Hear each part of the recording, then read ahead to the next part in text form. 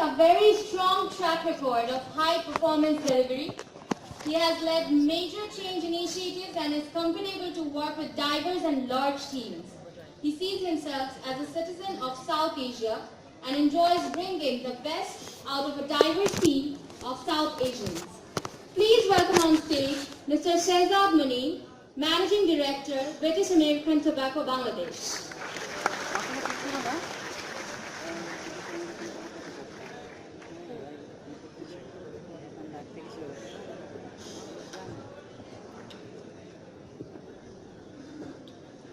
Hi. Hello. It's indeed a pleasure to be here. I'm quite thrilled, and after that performance, you will be bored listening to me, I'm sure. It's amazing. I'm very, very inspired by you, my friend. Sharif actually dragged me here from my office. I was actually in the office.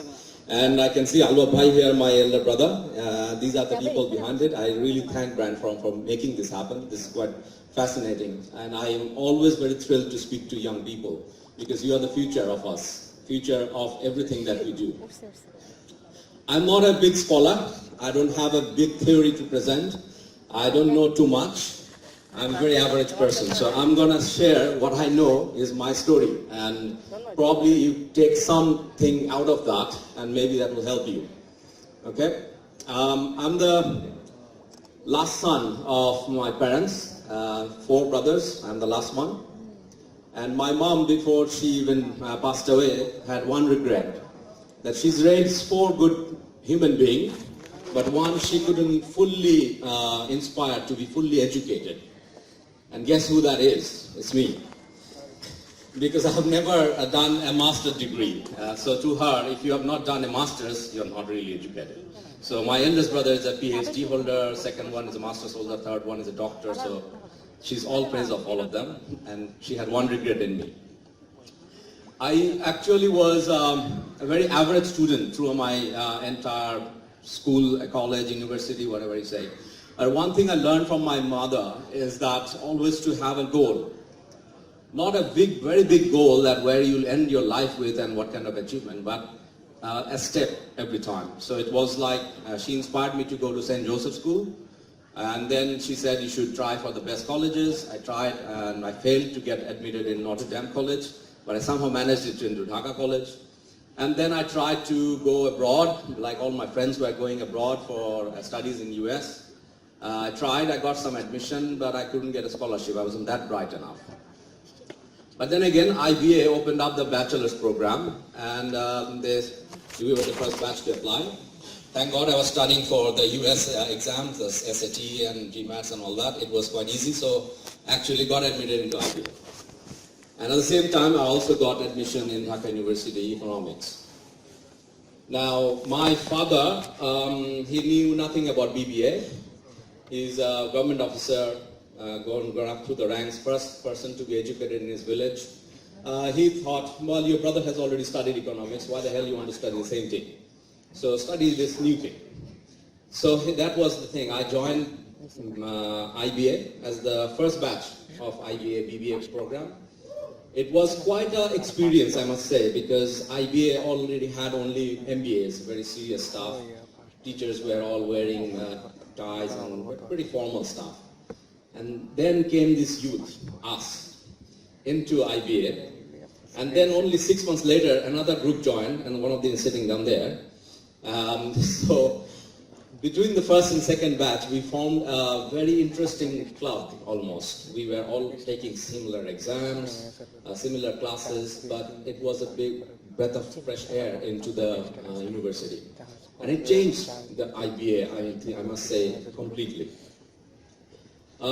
If you ask me what was your biggest achievement in IBA, not the academics again, my biggest achievement I would say I made it as the cricket team captain. Okay? So one thing I would say here is that I learned a hell lot about management in the cricket field rather than in the classroom. Because that's where you are playing with a bunch of peers and you're leading the team. And you can only win as a team if you can get the best performance out of every single player in the team. Okay? And you don't have to be the best batsman, the best bowler, the best fielder. I was none, by the way. So I could integrate, talk with everyone, and organize a good performance. And that's what was the biggest learning that I got from the field sport.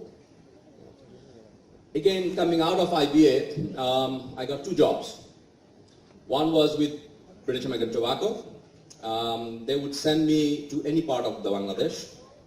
And the second was a brand job in Dhaka. So guess what? Obviously, I was interested in the brand job in Dhaka. And again, I went to my father, and he said, you've been in Dhaka, living with family, get the hell out of here. Go out and do a job somewhere outside of Dhaka. That's where you actually get to see people, learn different things, and most important of all, this job gives you the management responsibility of a large people, salespeople. And that's what actually helped me. From day one, I was managing at least a fleet of people of 50 to 60 people. Okay? They were reporting directly to me. In this journey, what I would just say is that every time I had a goal and I was aspiring for it, not necessarily I got there exactly the way I wanted, but I modified my goals as well. I never made it to the US. None of my friends who actually made it to the US are managing director of any company. Okay, so I failed in that achievement, that objective. But thank God I stayed back, studied in Bangladesh, learned basic things, and actually excelled. Okay? Now I'm going to talk about my international experiences. So working in BAT, never ever thought that somebody would send me abroad. And one day my boss just called me and said, can you pack your bag, go to New Zealand, you have an interview, if you succeed, you get a job there. And I was like, okay, New Zealand, well, fantastic country, I've heard a lot, blah, blah, blah. Obviously excited. But when I was on the plane going there, I was only thinking, I'm going to from a third world country into a first world country, I'm only going to learn because they have everything fantastic. 3 months in that job in New Zealand, my biggest realization was these guys know a hell lot of things. They don't know half of the things that I know. Okay? And half of the things they probably know a lot better. So I could very quickly figure out the company's not dumb. They just don't want to send me there for myself to learn and grow and all that. They also want to take something out of me because there was a lot to give from the practices that we do in Bangladesh. First realization was we are not that bad. We are actually as good as anyone else. And when I went there, thank you.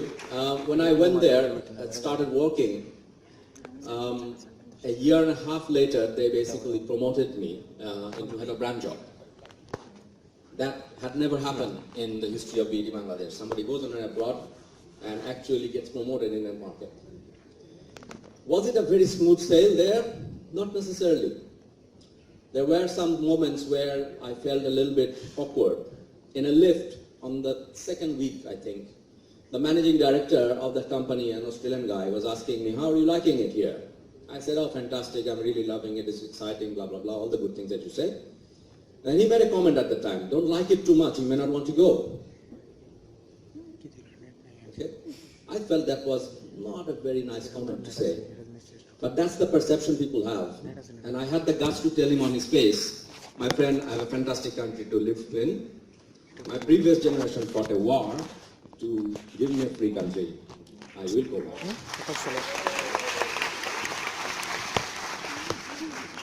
That day onwards, they looked in my eye with a lot of respect. Everybody. So one thing I would tell all of you is no matter where you are, always be very proud of where you come from. And the strength that you have in you, the experiences that you go through, the difficulties that you go through in Bangladesh is unique. It makes you resilient, it makes you strong, it makes you face anything in the world. I'm sure all of you will agree, if you can drive a car in Dhaka, you can drive it anywhere in the world. So getting the driving license in New Zealand was a breeze, no issue. The second thing I would say is, then I did my fantastic stint in New Zealand and then 1 year in Australia as well. I had good times. I would also say one thing about the Australian experience. There is a very nice difference between the Kiwis and the Aussies. Aussies are very competitive. New Zealanders are really nice. Okay. One thing and about Australia also, I will also mention that. And again, a big moment of difficulty. It was a guy from Perth in Australia. He was asking me, you have a funny accent, mate. I can't understand what you say and blah, blah, blah sometimes. And again, that accent, can I speak English in a nice way and blah, blah. And I thought for a while, how do I shut him down? And I said, mate, I can speak a language almost as my native language, but I can speak 4 actually, if I try my little bit. But you speak 0.75 of one language. And he said, what do you mean? What do you mean? He said, if you go in front of the Queen of England, you and I will both have accents. I can speak 4, you can speak 1 a bit. I would say a little bit of problem with your English as well. So never again they actually told me anything about my accent. So I'm very proud of my accent. Whatever I say in English, I'm very proud of my language, Bangla. If I can speak in Bangla, I will say it in Bangla. I'm just being honest. Here I thought I was asking him whether I speak in Bangla or English, then I realized some foreign guests here, so I'm just being polite. On the other thing, came back to Bangladesh from New Zealand, obviously. I always wanted to come back and did the marketing director role here. And one day I was playing cricket in the beautiful cricket pitch where Al-Babai plays with me sometimes. My boss came and said, I've got a proposition for you. It's the promotion, it's all good things. He was telling all the beautiful, he was selling a job to me. And I said, why are you selling the job? He said, the location is Pakistan. And I was like, okay. At that time, Pakistan was going through absolute nightmare. The job was supposed to be going there as a single person. You cannot take your family because of security reasons. And I told him one thing, that I will go in one condition, that my family goes with me. And he was taken aback. Why the hell do you want to take your family there? I said, look, I work for my family. I cannot be living there all alone. I won't go there if my family is not there. I do realize there are some risks. I will abide all the security protocols, but we are Bangladeshis, we will not stick out that much. I did not say no to that offer. It was a very difficult experience. But I must say, looking back, those 3.5 years in Islamabad are a wonderful time that I spent. Me and my family learned a lot. It's a fantastic culture, great market to work in, and good people as well. Yes, there are difficulties. And then I actually had the opportunity to go abroad again, somewhere, but again I said my most coveted job is to go back and lead the company that I joined.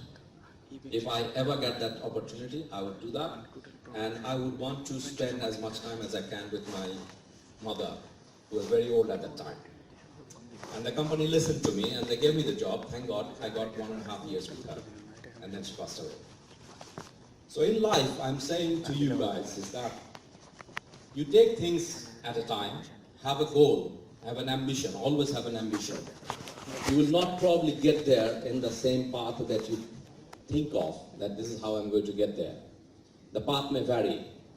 You will face some obstacles. You will be thrown some sort of wall.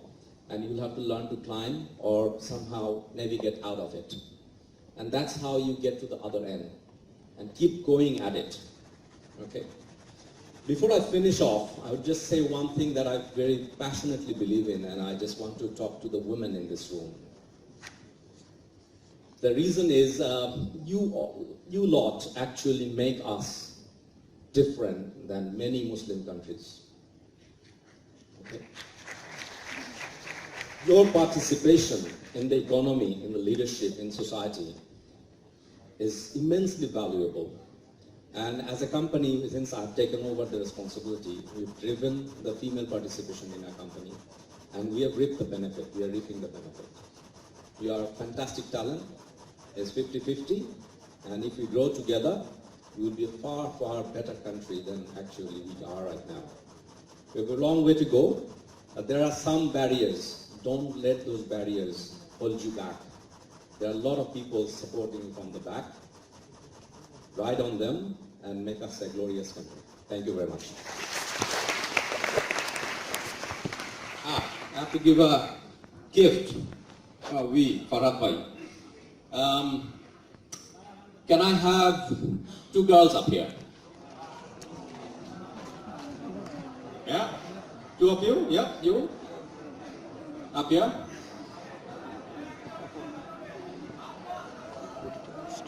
Yeah, a bit of discrimination, I know.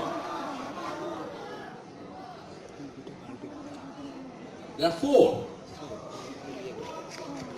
How can I say no to more participation? Okay. What is your name? Anika Damsi. Ananya. Sabiha. Farzana. Sana.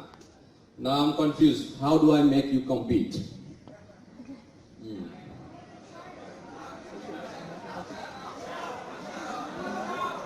Huh? Jump. No. How about jumping? Let's see how far you can jump. And the guys will judge. Jump. Like that. Okay? No push-up, jumping. Stand here, we will measure. You guys are the judge, okay? Middle. Go ahead. Of course, whatever you want. Okay, you want to go first, right? Judge me. We'll give it what? 2, 3? Sorry? No, 1 by 1. Go ahead. Okay, ready, 1, 2, go.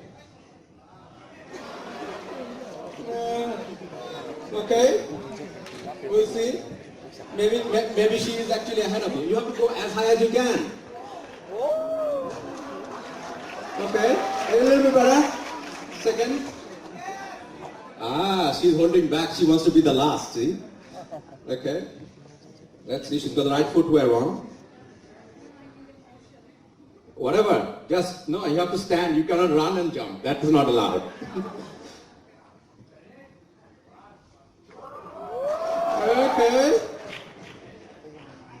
Okay, that's good. Last one. So far, who's winning? Hey! Clear winner? Yes, there we go. Thank you very much.